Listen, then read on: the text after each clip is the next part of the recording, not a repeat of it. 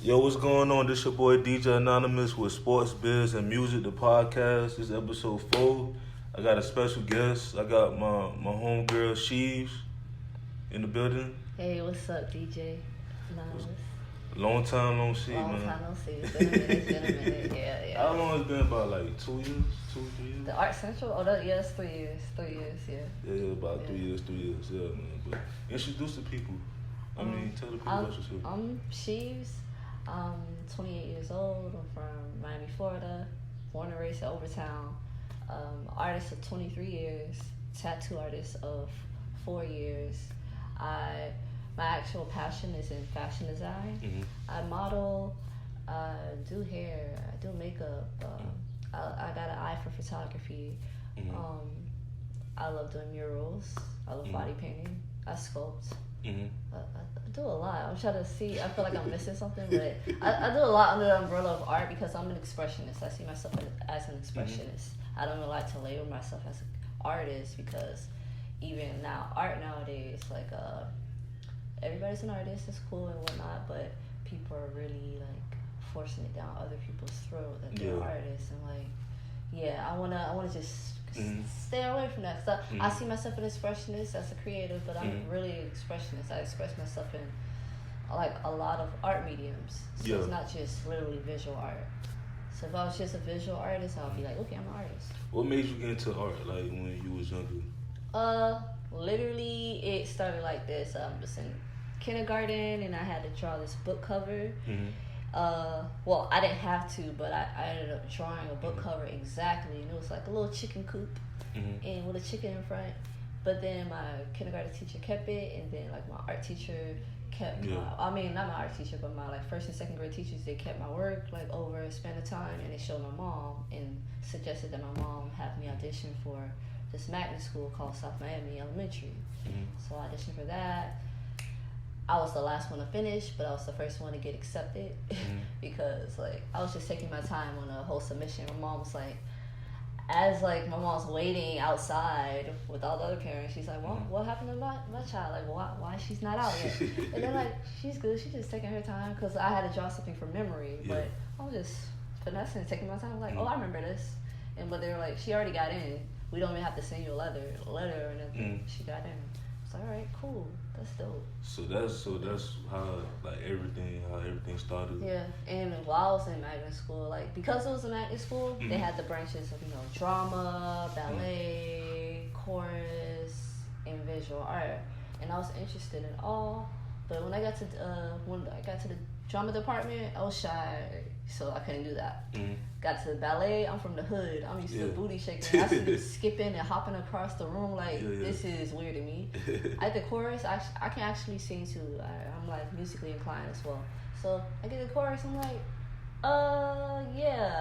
we don't do this in the hood. Like I'm a girl from the hood going to school way out in South Miami, and I'm exposed to all this new stuff.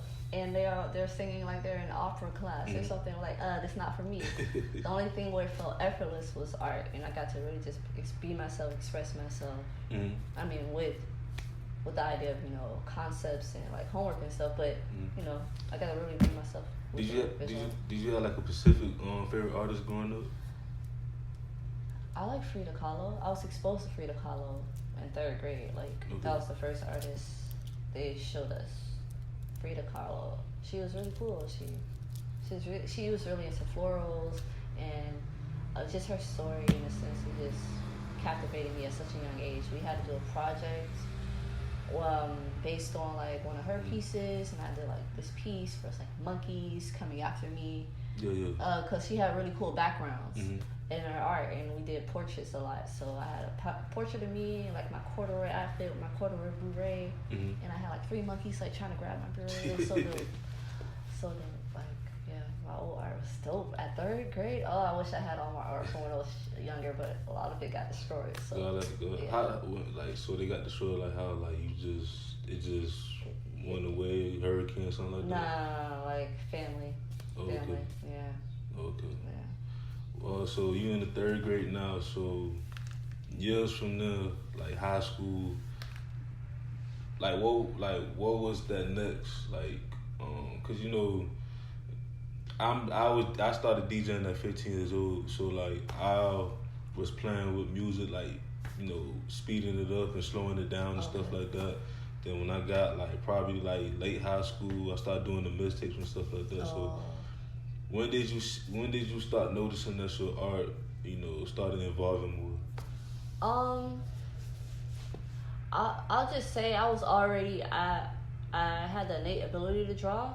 Just by going to magnet school, they showed me like skills here and there. Like I learned technical skills, like what stippling was. Like I would do it, but I wouldn't know what it was called. That type of thing. But like it's literally drawing with dots, but creating shade gradients with dots. But I say I was really good at in like 3rd, 4th grade. I was pretty good. Like they taught us how to paint water, so I had a really cool duck painting that I like donated to the school. I think they have it in a museum when they ended up making a museum attached to the school. But yeah, like I was painting really well at the age of like 8, 9. But it just got better with age. But I feel like even then I was really good. I feel like my pieces then were really cool, and I wasn't even creative. I used to just be able to draw what I can see.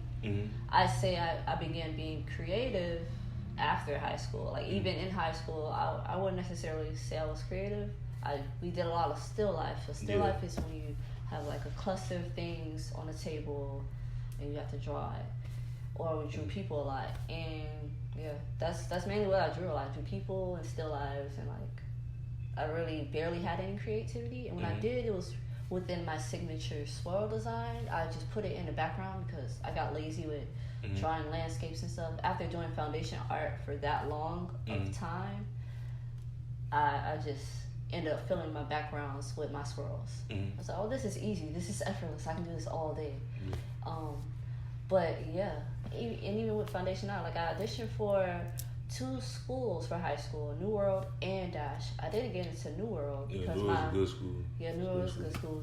Honestly, literally everybody that goes to like South Miami Middle, they go straight to New World, and that was supposed to be my destiny. But I was introduced to Dash, and I had a passion for fashion at the time because I was skinny, tall, clothes barely fit me like I wanted it to. So I was like, man, this is how I really want my clothes to look. This is how I really want my clothes to fit. So I used to like draw clothes when I was younger. So when you went to high school, that's when you started being more into fashion. Yeah, cause I mean I was into it before. Like my friend even made a song. We was like 13 on the bus. She made a song called Shiva Fat. Cause like she saw my stuff like reminiscent to like Baby Fat, but like I had like cooler swag to mine.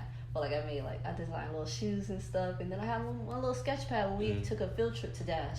I was so excited because it was fashion. But I got bored of foundation art. Like drawing still lives for 6 years gets boring. You want something new. Drawing still lives and people for that long, like I love drawing people above all things because not every person look the same, not even twins. So I'm like, all right, that's cool. But fashion was where it was at for me. So with that, I literally went to the school, went to the class. I wanted to do that and industrial design. But with industrial design, I didn't really care that much to design cars. I like shoes, design the shoe aspect, but technology and cars wasn't really my thing. So I just stuck with fashion design as my like major when I went to Dash. But I did do my art thizzle. Where is Dash at? What? It's in Design District, like right next. Oh, in Wynwood? Yeah, no, actually Design District, like on 40th and Northeast 2nd Avenue. I probably. You'll see a wavy gate. Yeah. It used to be a plaza. Yeah. It used to be a plaza, and they turned it into a school. Yeah. The student body was compiled of like 500 students. Yeah, cause I like Dash, but then I remember I passed through there. You know, like you see stuff. You know, in Miami, you see some things, then you start realizing like, oh, that's that place that someone was talking about. Yeah. But that's what's up. So you were saying that you was in fashion design and like cars. Like why cars? Oh no, I wasn't into you cars. Wasn't like into cars. I wanted to do industrial design, but industrial design had like cars, technology, and shoes. Oh, so you I wasn't wanted to design the shoes, but not really the cars. Okay. And the technology. So shoes is like why shoes? It had more to do with apparel. Like it was closer to apparel to me. Like even when we had projects in fashion class and we would do like the project would be based around shoe design. That would be fun for me. I'm like, okay, it's cool. I get to like make a cool shoe out of like, inspired by fabric. So it was cool. Like I loved it. Like I literally did a lot in terms of design. Like I overachieved by like the instructor would ask us to do one sketch, and I would throw like 15 in there. And I'm like, okay, Sheena, chill. But I had fun. It was dope. Like, so you was I went in. I couldn't like condense all my ideas to be like, okay, I want this one idea. No, I was like, okay, this is the shortest amount I can give you. Like, this is what I can give you with all the ideas I had. So you was the one that always had no problem just doing it. Yeah, that was easy. Yeah, I loved it. It was dope. Yeah. So I'm trying to go in like in order, because high school. What happened after high school? Like, what happened after high school? I ended up going to Miami-Dade. I had intentions of going to FIT, but it really wasn't my number one choice. I wanted to go to Parsons too, but I feel like I didn't fit there. Like, I mean, academically I did fit there, but I didn't feel I fit there. And I wanted to go to Central St. Martin's, but it was out of the country. So I more so stayed in Miami for my mom and for my grandparents, because they didn't want me to go to New York. And the schools I wanted to go to were in New York. But I ended up going to Dade, dropping out the first semester, skipping all of my classes. And while I'm skipping the classes, I'm like just going to the library and working on HTML. That was within the MySpace time. I was going in on HTML. Like, HTML was fun. Like, I love like making my website. Like, I was making my website and stuff. So still, like after I did that, was like I felt like I kind of digressed by going to Dade, because the classes at Dash were already prerequisites, so it was like at a higher standard. But I just felt like I dumbed myself down by going to Dade. So that's how I saw myself just dropping out easily. Yeah.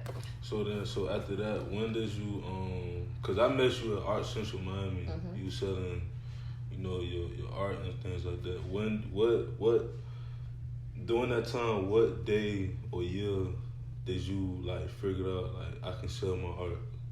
Like what? I ended up like working a 9 to 5. I felt like I was always a part-time artist, because like even from a chit, I used to like sell Pokemon drawings for like 50 cents to my friends. But like I was always like trying to make my little hustle, but I didn't become a full-time artist. So you met me at Art Central actually, because before that I was working at like Urban Outfitters. It was literally the only place I can really be myself creatively. Like, I have blue hair. Like I could really be myself. I had the blue hair because of Urban Outfitters, because they had a sale on dye for like 50 cents. I remember that. Like, you was like, when I first went to Art Central Miami, like you was like the one that was very different from everybody else. Everybody was different, but you was like, I don't know, like you was, I can't explain, like you was just like yourself, pretty much. Like, you didn't care. And I could just tell by the paintings and stuff like that, so it was like when I first seen you, when I first met you, I was like, I want to work with her one day. Like, I don't know for what, like maybe because since I'm in music and stuff and I got my own businesses too, I was like, I may need her one day. So, now, we on my podcast and stuff, but it's more for you to, me and you, like, to connect, but also have, like, other people, like, see who you are, because you have a lot of people, but, like, you want to have more people and stuff like that. But, like, what, let me get started to it. I'm trying to find answer the question.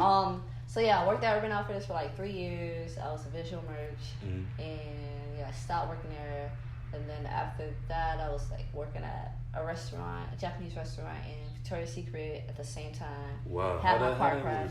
Like, I was, like, in a car crash with my car totaled, and I stopped working there. And then after that, I became a full-time artist at Art Central. Mula hit me up because she met me at Urban through her girlfriend. Yeah, that's how hold on. So how did you manage to do that? Because I have homeboys who work at restaurants, and working in a restaurant, that's one of the most, like, people understand, like, that's hard. It is. How did you manage to do? Oh, I didn't do the art life when I was doing that. I was no, like the Japanese and Victoria's Secret, because retail is hard too. Yeah. So how did you manage both? Wow, I can't believe you noticed that. Wow, no, I mean it is hard. It was they were next door to each other, so I was like, okay, I can get 2 jobs, and I was trying to like keep up my car payments. So I just bought this Chrysler 300. I'm like, all right, let me make sure I can keep up my payments. Yada yada. Got 2 jobs. But yeah, they were right next door to each other, and it would say Coco Walk. So like, I mean, the traffic wasn't that crazy, like as if it was an amateur mall. But it was a franchise. The restaurant was a franchise, so they would have big owners coming through, like having meals, and it was like really intimate and small. Like they had 10 tables at most, and the staff was only like compiled of 5 people. So it wasn't that hard, but like I mean. If it was on a late night, it was like intense, but like I didn't do both jobs in the same day. Like I try to balance it type thing. Okay, so like it would be sometimes it would be like the same day, but like I go home, rest, and then come back. It was kind of fun because like we all knew each other. The Victoria's Secret girls always used to come over and eat, and like we just were always close. So like it was easy in a sense, and the Victoria's Secret store was slow. Like it didn't really get that much traffic, but I was paid hourly, so I'm like, it's cool. I mean, it was Coco Walk probably get live like on the weekends. Yeah, that's like good. That. So it's you know, I can stand Victoria's Secret, but I know the restaurant was always because they had specials, and it was a different type of Japanese restaurant. It was like the handheld cone sushi rolls. So it was like it was in that phase when it just came out. Well, I don't know if it just came out, but like. For that store, they didn't really have it in other restaurants, so like people love to come there for like these ice cream cones, sushi rolls. Did you what did you when you was there? You was like a waiter, or did you actually? I was a waiter. You were a waiter, so like how was that? Like, that was good because like the franchise owners, like people come through, you know, they're like. They put their deal in on the franchise, but it was big ballers, so they would tip me like 50 or 100 easily. So I'm like, man, I want to keep this show. This is dope, man. This is dope. Like, it was dope. I mean, I had to like sacrifice, you know, like my creative spirit in terms of like how I had to dress because I had to wear a uniform. But it was cool. I did what I had to do. Like I realized when you do work a 9 to 5, like all my 9 to 5s, I had to wear black. Except Urban Outfitter, I'd always wear all black, and it like it really crushed my creative spirit. I was like, I love color. I like black too, but I love color. Like I'm flamboyant. Really, like before you met me, I was more flamboyant than that. Like Showtime though, Showtime, all of the squad used to like. That's where I met the squad at Urban. They saw how flamboyant I was. So it was like, and now it's like, I'm like watered down now, but it's cool. So after that, then that's when you got the connections with Art Central Miami. Yeah. So how did that come about? So I knew Mula through a coworker at Urban because they were girlfriends, and she hit me up out of nowhere because her new partner. They had an establishment that they just bought together, and she was just running the idea about me. She was like, "Oh, so I want to like start having art shows, I know you do art. You be down to like do this type of stuff." I'm like, "Yeah, I'm down. It's dope. I can't wait for it to happen." Then she started putting out the flyers, and after that was history. Like I just kept doing shows. Kept doing shows, and then like during that time, like was you able? Like, what was your first break? From that connection, like what was like the most? You ain't gotta put numbers, but what was like the most sold art piece that you ever done? That you ever sold? Oh, it was actually that night. That night through Art Central. Like on the spot, I sold a piece to what's her name, Sierra Blah. Her. But I guess she didn't have like the money on her at the time, so Mula's mom just threw the bread. She just threw the bread. I'm like, okay, I see you. And I never saw people just threw money like right then and there to buy art. Like usually people like, okay, I'll think about it. I think I might buy it. I'll come back to you later type thing. Like, okay. That's what's up. So to this day you still work with the same people, like Art Central Miami and Mula and them, right? Yeah, I literally just had a show called Music and Chill, and it was at what is now the new Art Center Miami, Okay. Miami Warehouse. Okay. It's like right next door, but bigger. I don't know if you've been to it yet. No, I haven't been to it. Yeah. I had a cause I was at Art Center Miami, then I had a hiatus. Yeah, I know. A lot of people, because like, I guess because you were starting to interview people or something. No, it wasn't even that. Like, even before, like, I started doing the podcast, it was even because I'm doing a lot right now. Like, I got my own clothing brand and all that stuff with the marketing page too. I just went in a deep hiatus, you know, just wanted to be to myself for a while and stuff like that. Yeah. And then, right when I got back, you know, up and running, I started noticing people who was like, damn, Anonymous, where you been at? Yeah. Because my feel was, I wanted to stop because I was going to school too. I'm going to school now, but it was back when I was, you know, going to school. Like, I was trying to get back up, you know, because my GPA was low. So I was like, let me get back up so I could graduate from FIU. Okay. So when I started popping up again, people was like, damn, where you been at? Like we thought you like something bad. I'm like, no. I still keep up with people like on the low, like on social media, but I wasn't really posting stuff like that. Yeah.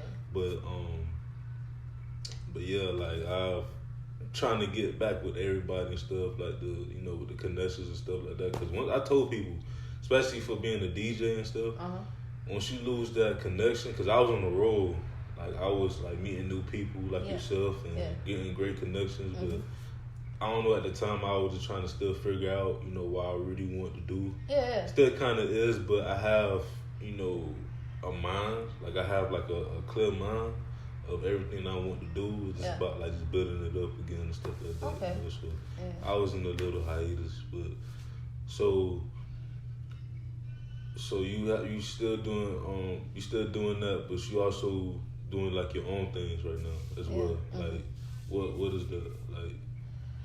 Elaborate? Okay, so aside from now, I mean, like, I'm a full-time artist, so, you know, I do what I can to reach out to clientele. Like, I pretty much get most of my support doesn't even come from, like, Instagram. I thought it would. It kind of did start that way based off of me, like, drawing celebrities and reposting, or drawing just people with a high following count and then reposting, or just having a lot of giveaways and people sharing my like giveaway content, that type of thing. But on Tumblr is where I've been making the big sales. So I was like, okay, well, people will break bread on Tumblr, but I realized Tumblr is a sharing platform. Yeah. So that's like really one of the best social platforms for visual artists, because it just all day, all people are doing is reposting. Yeah. So what could that hurt? And they don't care either. They're like, okay, whatever. I repost all day, and then next thing you know, somebody sent my DM about, hey,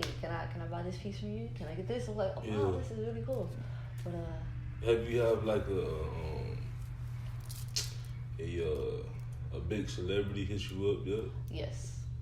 You ain't gotta name them, but it was just one or a few. I mean, yes, it was definitely one. It was one. It was for like a jacket, like the camo. You saw the camo jackets I've been doing. Yeah. It was actually recently. Like that. It was like last year. Like, but he just hit me up. I was like, okay, I see you. So now you got your own brand now as far as like the fashion. So what's like? But I actually didn't make anything yet. That's the crazy part. That's crazy. Yeah. I mean, I have this is the thing. I had the rooftop fashion show. I don't know if you heard about that one. I did that during Basel like 2 years ago. But I did that. I was the event coordinator. Yeah. I was so focused on making sure the event was right that I barely got to finish my collection. Like Smitty was in that show. A Smitty, I don't know. Yeah. Smitty. I'm actually going. Shout out to Smitty. Shout out to my dog Smitty. Because I've been paying attention to her too. She do everything. The modeling. That's my dog. Yeah, like we're like one of the same. Yeah. Well, that's my dog. I gotta have her on one of these episodes. Yes, you got to. That's the homie. You gotta do it. But I was so busy. Coordinated the show. I barely got to finish even the day of the show. Like, it was chaotic that day. But I still got it done. But Yeah, none of my models got to wear any of my stuff. Okay. They're able to still model for everybody else in the show, though. That was the good part. I'm glad I got models for them casting a model for everybody in the show, not just for me. Because then everybody just would have been there like, okay, so we're here and we didn't get to wear anything. But it was dope. It was dope. I did that, but I intend on really releasing my official like mini collection just to start off people so they can understand what my design aesthetic is like through my solo show. So that's why I'm going to be dropping that. Because I actually dropped the top. I don't know if you've seen it, but like I like, it was a like cool billowy top that's like floral and denim, but it's like a crossbody on Instagram. I think I gotta see it. I gotta see it because and so you have models and stuff like that. The model your. I mean, I know a bunch of models, but I mean, I haven't. Yeah, I know who to hit up. Exactly when I need to when it's done. Like especially the last models. Like I told them when I finish this collection, I'm gonna have a photo shoot probably, but I end up not even finishing it because life happens. A lot of stuff is happening. No, because I was asking because I have my own clothing brand called Random Store Clothing, and right now I'm at the point where I don't have the funds, but I'm willing to, because a lot of people reached out about my brand, about wearing it for free and stuff like that, that's like the marketing. So I'm like, I'm at a point right now that I want to do that. But I also want to do like, on my first episode of the podcast, I had my boy Cam. He does, I don't know if you heard Oats. Oaks? No. It's over a trillion, I think, what's it called? I forgot the meaning of it. Yeah, over a trillion serve. It's called Oats. It's based down here. But like, he go to these little runaways and little like, modern events and stuff like that, like showcases. And I'm trying to do the same thing that y'all doing, like just have models read, do the do the little collection things and stuff like that. Like, can you teach me how to, like what's the process of that?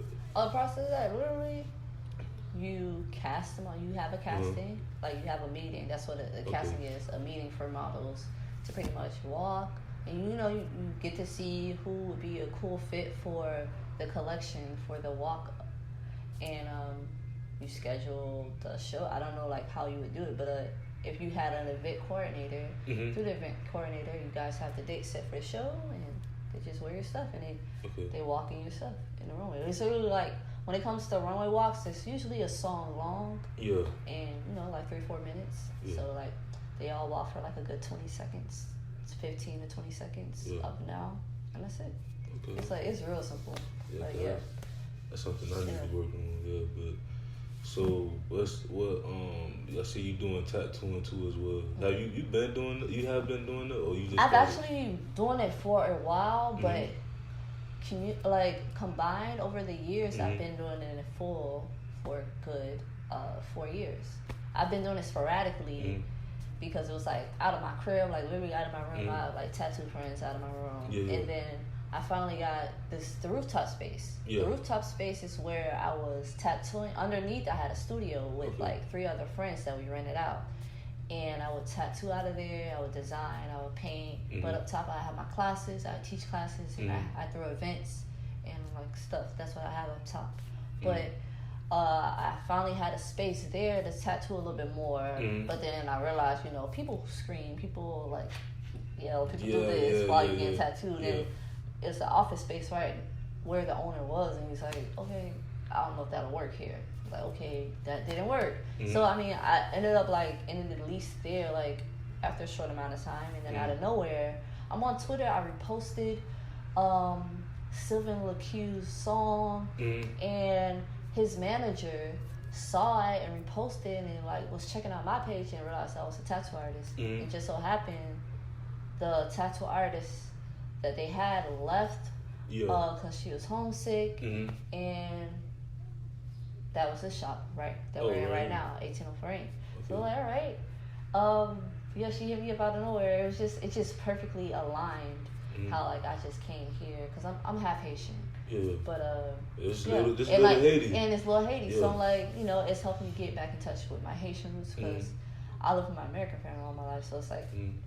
I barely can speak Creole, so I'm like getting into it. After my grandma passed, it's like half of my family like moved up to New York. Mm-hmm. So yeah, I'm here. I'm getting involved in the culture more. Like I literally remixed a famous statue piece through Haitian culture, and I made it like a female version of it. You made this? Yeah, I did that. I did this mural and this mural too. Yes. Yeah, this is the first tattoo shop in Little Haiti. It was the only tattoo shop in Little Haiti, but there's another tattoo shop now. Y'all have on social media? Yeah. Cause I would just market it out of love. Like, that's dope, man. Thanks. But yeah, that's like for me, like, you know, I'm Bahamian descent, and like, you know, when a lot of the older ones passed away, like, cause I always believed that, like, my fiance, she's Dominican. Yeah. So we gonna have kids. Yeah. They still gonna have, even though they gonna be half, they still gonna know, you know, Spanish and stuff like that. They may have an accent, you know, you never know because of her parents or her grandparents still here and stuff like that, her uncles and stuff like that. But yeah, like I get what you mean, like that, like the culture, like, you know, once it vanishes. That's it. Like it stops at that, and I'm like, I don't want it to stop either. Cause I'm trying to make sure I learn Creole before a certain age, so I can be able to teach my children when I start having kids. I'm like, okay, I can teach my kids. Yeah, cause that's what I tell my fiance. I was like, dang, like. Yeah, it's really important. I feel like it's important to me. Like I was talking to somebody else who's Haitian last night. He was like, "It's not really that important." You know, I'm like, "It's important to me." Like I really want my kids to know how to speak Creole, like to really speak in their native tongue. Like that's an honor, really. Like to just speak in your native tongue. That's dope. Yeah, cause I was telling my fiance like, I never been out of the country. Me either. I want to go to the Bahamas. Yeah, I want to go to Haiti. Yeah, and I want to go to the Bahamas. Like I want to go everywhere. Like, cause it's history. Yeah, exactly. Yeah, you know what I'm saying. So that's something that, like, when I have kids, you know, I want them to know that they Dominican side, but I also want them to know, hey, you got Bahamian blood in you too. Yeah. You know, so I want them to know. But speaking, you know, I don't like politics, but you know the story that been happening the last couple of weeks with Donald Trump and stuff when he was talking about like the different immigrants. Like, how do you feel about that? I was actually stayed out of that because I don't watch TV. I'm like in my own little world because I see a lot with politics. It's a huge distraction. It is. It is to get people riled up, to bring their energy, their vibrations at a lower level. Yeah. So they don't perform like we normally should in society. Like we're all riled up when we shouldn't be. Like now people are finally starting to wanting to impeach him. Like what happened to when he first got it in? Like I would have been trying to impeach him as soon as he got in. Like okay, y'all do y'all thing. I'm indifferent in terms of everything. I'm indifferent. Did you vote? No. Did you? Like I already know it was.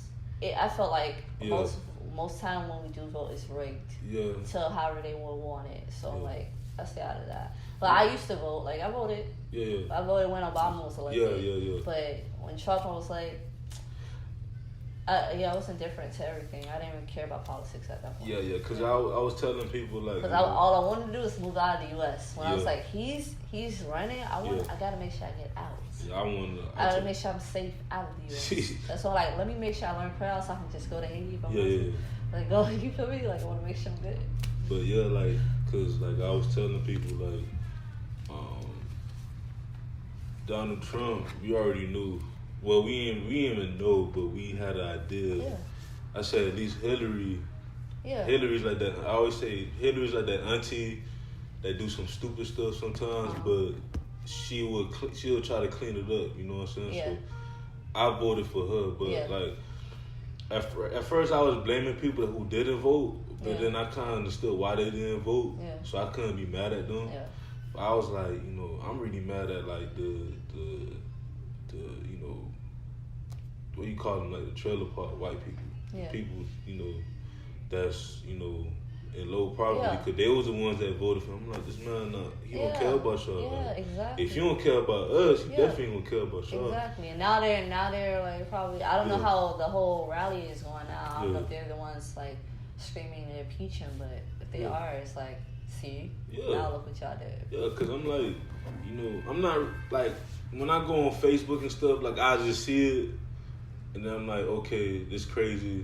I'm gonna say something about it because I was like, with the whole immigrant thing, I was telling him like, he don't realize that a lot of these Haitians and Dominicans and Cubans, Bahamians, a lot of these immigrants helped build this country. Yeah, like the United States is a melting pot. Yeah, like, come on. That's why it's called the United States. Like yeah. I'm like, you got these different cultures coming in and stuff, and I always like tell people I love my country. We have some flaws, but it's beautiful. It's a beautiful country because you have all these, people from different cultures and stuff like that, from different countries. Yeah. And it's just like, for him to say something like that, it kind of hurt me for myself and my family, for everybody else, that just came here, especially back during slavery times and stuff like that. So I feel like a lot of the things that Trump says is just, just to trigger people. Yeah. And then from that, it's triggering. Like, it's so much stuff that's been happening as of late in the media that's just triggering folks. Mm-hmm. And it's like a chain reaction of triggering other folks that are getting mad because that's triggering them. I'm like, now I'm seeing people mad at other people being triggered. I'm like, they gonna be triggered. Let them be affected. Can't do nothing about it. And I'm like, everybody's just hostile for no reason. I mean, not for no reason, but like, if everybody just calm down and just see the bigger picture that they're trying to just keep everybody mad. I just feel like, last thing I want to talk about it, I just feel like at the end of the day, we just, like, when he got in the office, I was like, you know what, we just got to ground. We just got to just, do what we got to do to make this money, make new businesses and stuff like that. Yeah, because you already know he's just trying to, like, do what he can to keep the lower class at the super lowest. And, like, make it super difficult for us to rise. So, it's crazy, but like seeing you doing wait, hold on, one more question too. The grill. The grill? The grill. You grew up eating the grill. Well, I mean, I grew my Haitian grandma did cook grill, but right now I don't even eat meat anymore. You don't eat meat anymore? I'm pescatarian. I eat fish. Okay. So I'm not gonna lie. I've been. Cause the reason why I brought it up because I ate it the other day. A lot of people, they'll say, "Why you eat Haitian food? Haitian food is good." Yeah, thank you. It is. Like Haitian rice. No, it's good. It's like, real good. Bruh, they put their soul into it. Like, it's good. Like, when I was eating meat, it was good. Like, yeah, it's good. But got some flavor. It's yeah. not just some flavor. How long have you been doing the whole process with not eating meat? It's been 2 years. 2 years, cause I've done it for a month, and for me, it was hard cause it's a little bit expensive for me. Yeah. But I'm not gonna lie, like I felt lighter. Like it felt like. No, you do. You feel lighter. You feel more energetic. Yeah. I feel sluggish and weighed down when I was eating meat. Like, and I feel like the most weight I ever gained in life, I wasn't eating meat. I was like, what? And like the whole time, like I could eat. When I used to buy pizza, I used to eat the meat lovers from Papa John's. Yeah. Like, I just put a bunch of meat on there. I'm like, ooh, I can gain some pounds real quick. But then I realized that wasn't even it. That was just like, I don't know, just to keep me full. But it just had me sluggish. Like, I was making sure I took my vitamins just so I can like be speedier throughout the day. And I'm like, bruh, if I'm gonna take a vitamin today, like I still feel speedy because I'm eating lighter. I'm eating cleaner. So it's like, move without a care, I'm not sluggish all day. Yeah, man, cause like I'm like, I'm getting older.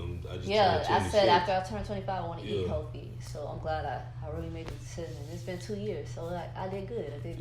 Cause I'm like I work with kids on the side. Like I do a 9 to 5 working with kids after school. So I'm starting noticing like, why my knees and back hurting after doing. If you get 25.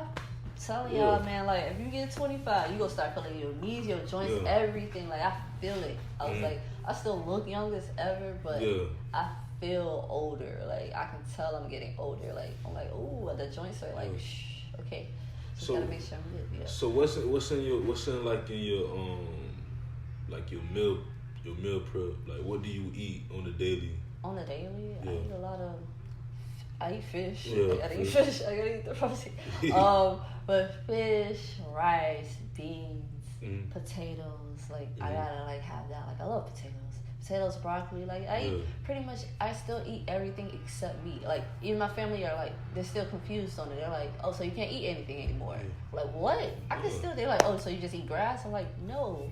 I can still eat potatoes. I still eat vegetables. Like normal people. Like I still eat corn. I still eat everything. Still, it's just meat is not there. Yeah, because beans and like potatoes and eggs still got protein. Yeah, so. Still got protein. I'm like, I'm still good. Like, I want to do that. I still want to eat meat sometimes. Yeah. Because my mom, she does it. Like my mom, she fasts. So like. Oh, I've never fasted before.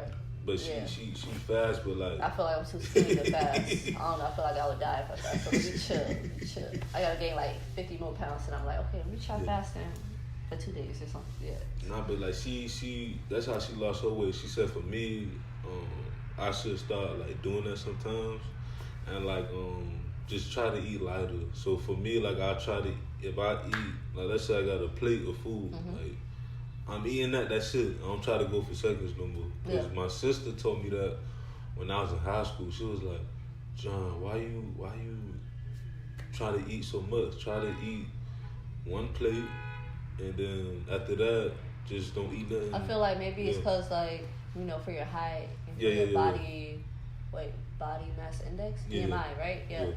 You gotta like, you have to intake that much, right? Because I got a brother, he's like 3 times my size, but he gotta eat, like I eat like a man too, like, because I got fast metabolism, so I have to eat a lot.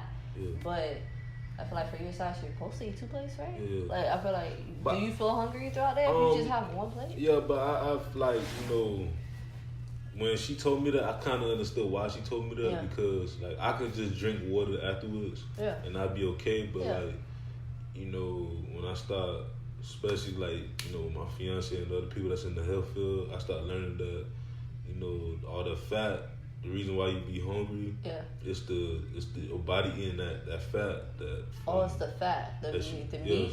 Yeah, like not just the meat, just anything like you had like from the past. Since you're not eating, they eating the food that was there. So pretty much like as they eating that, you losing weight, cause that's what I don't know if it makes sense, cause that's what I heard before, but it kind of made sense when you think about it. So I'm like, you know what? Let me do that. Let me try to stay away from like sodas and stuff and sweets. Yeah, soda is bad for you. Ooh, like no, literally, my mom she was in the hospital for that. Like it's like, ooh, and I've been telling her like stop drinking soda, and then you doctors get kidney. Like stop drinking soda. Like see, told you. You get like kidney stones and stuff like that. Like if I need something, I probably drink juice in there or like Gatorade. But I mostly like drink water. You know, it's like the safest bet. You know what I'm saying? So what's going on? Yeah, so what do you see yourself 5 to 10 years from now? 10 years? I see myself finally established in all that I do, because at this point, I'm honing in on everything I do, because I'm multi-talented, but because I'm not just talented in one little thing, it's taking me longer to get there. Like if I, like before it was like hard to focus on what I really want to do when I started out, after I left high school, because at first when I started out into the whole scene of being an entrepreneur, I went from like designing clothes for a collection at a fashion show to having book package shoots, because I did hair and makeup and photography. So I'm like, okay, I can do that all in one, get paid for that. But then I realized how meticulous the photography field is, and I wanted to be really good at it. So I was like, after selling my Canon, I was like, I'm not gonna be able to put that much energy and time into it. It's like even like beat making, it's like a lot. It's a lot. So I felt I needed something a little bit less than that. But wait, I lost track of the question. No, it's alright. What did you ask? No, I was asking like, what do you see yourself? In 10 years. 10 years. I see myself. 10 years from now, I definitely see music, gaming. I don't even know how far. I feel I want to have a museum for sure. Okay. I definitely want to have a museum. Some, hopefully, I'll say like 2 mixtapes out. Fashion collections. I want to be established artist. I feel like way more people will know me. Know me then than they do now. What what else do I do? Yeah, mainly that. And I probably will sign to an agency more than likely because I'll still look young. Okay. So, yeah, it's so much. Yeah, but I mainly want to own a museum to be able to sell art without be touring around the world doing murals and being a touring tattoo artist, muralist. Because like I told my past guests, I said the next time I have y'all on my show, we gonna be somewhere else. Because I want to travel too. Like that's one of my goals. Like my goal is to travel and tattoo, travel and have shows, traveling through murals. Like I feel like, especially as a muralist, it'll be easy to travel because I can go anywhere and do a mural. So you said two mixtapes. You mean by like you sing or rap? Both. I mean, when I see rap, I see like it as anybody can rhyme. It's just poetry infused with music. I've literally seen poets turn to rappers. It's just poetry with music. Like if Uzi can do it, and what's the other one, Yachty, and they can all do it. Like Uzi to me for them generation, he's like the best. Uzi, he got my respect. He gets my respect the most. Yeah. But then there's some that's just like it's 1, 2, 3 type beats. I forgot what it's mumble rap or whatever that's what they call it. But I'm not trying to do mumble rap. I want to take an artistic approach to my music when I do make it. Because I'm an artist. I don't see myself as a musician. I'm an artist. So I want to have like a really cool way of like bringing it out. I may have like one standard way of bringing it out, but I really want to experiment with music because I'm musically inclined. I sing, but I can rhyme too. And I all the time with Showtime and them, like we just be vibing. We just freestyle out of nowhere. So it's like, it's not. I don't see it as difficult. But I mean, freestyling is difficult because you got to think of stuff at the top of your dome.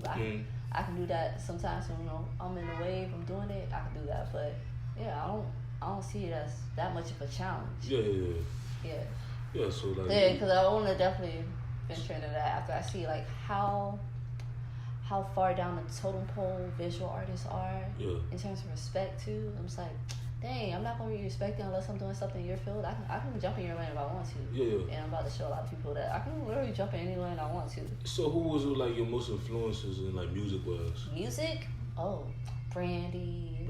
Mariah Carey. I love as of right now, I love her. I love Daniel Caesar. I love their voices. Rap. It's just so many. I mean. All right, top. You got your top 5. I got a top 5. I gotta have a top 5. I mean, I wouldn't say I'm like that big on like downloading music. So I'm like, cause I when I do listen to music, you see me, I dance. So I like a lot of dance music, and I like Drake, but I want to be like, oh my god, I like Drake, but he got some catchy stuff. But like, conceptually, I would say Kendrick, Nipsey. I love Pac. A lot of people don't respect Pac, but I love Pac. Like my mom was listening to Pac when she had me, so I heard like we love listening to Pac. Like I love Pac music. Who else is really cool that I listen to a lot? Oh, I mean I wouldn't say he's conceptual, but he was very consistent in terms of just dropping mixtape after mixtape. Wiz Khalifa, Wiz. Wayne. I respect him. I respect Wayne and his flow. Like I love his flow. It reminds me low key of like a Florida flow. If he was from Florida, I can see him easily being from Florida.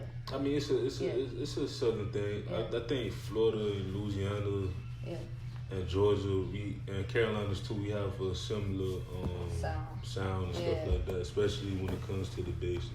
Like I can see that, because the more northern you go in Florida, some of them kind of sound like they from Louisiana or something like that. So like for me as a DJ, knowing so many people from like outside the state of Florida, some of them think I'm from Texas somewhere. I said, no, I'm from Miami, Florida. Now people, when I went to New York, they thought I was so country. That's how it is. Like, no, it's like because they over enunciate on their words. They're like, let's go to the store, let's get some coffee. I'm just like, no, I'm just having a regular diction. People from Miami don't even think I'm from Miami. I'm from town. But I'm like, You know, like, I have to be business savvy. You know, like, people think I'm 21. I'm supposed to be sounding ratchet and stuff. I'm like, nah, bro. I be like having meetings with people. I have to talk professional, this and that. This is how proper like, I think for Miami, it's different areas you from. Like, you know, you from Aventura, you more of the you know, the proper business type. Yeah. You from, like, it's just different parts, you know. But even within my part, that was when I wasn't a product of my environment. Like, when I was a kid, I'm in kindergarten, girls used to talk to me and, you know, smack their mouths while they're talking, you know. Hey, Sheeeves, how you like, that song used to get on my nerves. It was like, I guess because I was, like, half Asian or something. And I was, like, fully African-American. So it's all right. I'm gonna stop saying African-American. I'm African. Yeah. Just from America. Yeah. African. But, I was different growing up. I was definitely different. I kept to myself. I was like in my like art, just drawing and doodling. No one in my family really understood me. I was like, bro, let me just doodle away. Yeah, so you got any shout outs that you want to do before we close it out? Shout outs? Ooh, shout outs. You already know. Got a shout out to Squad 47.